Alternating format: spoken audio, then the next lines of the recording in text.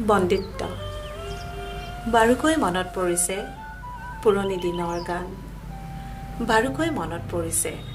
পুৰণি দিনৰ জীৱন পক্ষাঘাত হোৱা ৰোগীৰ দৰে যেন জীৱনটো কৰবাত থমকি ৰয় জীৱনৰ গান গাই গাই জীৱন হেৰায় আমিতো এতিয়া বন্দী জীৱনৰ মোহত বাৰুকৈ মনত পৰিছে সেই সময়বোৰ